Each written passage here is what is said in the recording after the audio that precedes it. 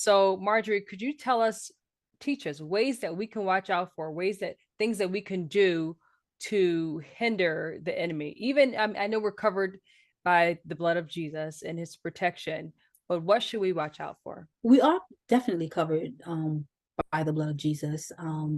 We need not fear anything, regardless of what they do. We know that God will shield and protect us, or even bring it to our attention, which that's what He's always done for me. However, I would not like to engage in any of their tactics. Like, for instance, my mother warned me, be careful your powder, because you would not pick up on any powder, because from what I understand, Haitians love to use this kind of powder that will cause you to become a zombie.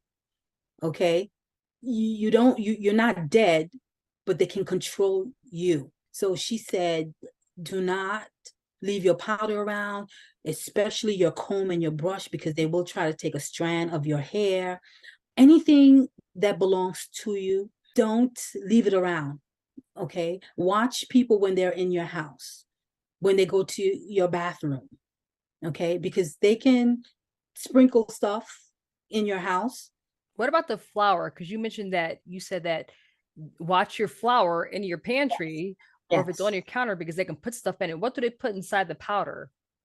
they, from what I understand, a lot of the warlocks and witches, they actually take, um, they sacrifice animals.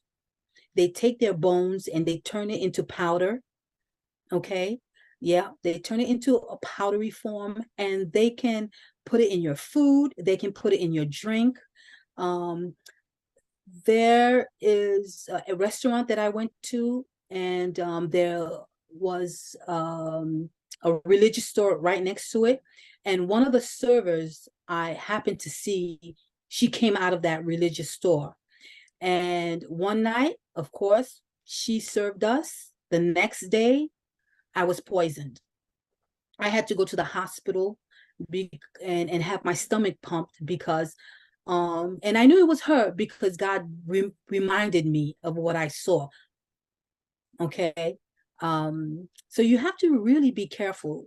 Anything that you may own, whether it's a blouse or anything that they can confiscate from you, they can use that.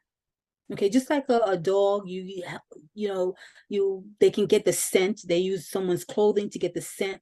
Um, Satan will use anything that belongs to you. And you have to be very careful who you fellowship with, because a lot of people are not who they say they are. They need to get close to you. And they're at the prayer meetings, they're in the church, and they target you, and you think that that's your prayer partner, and they're not.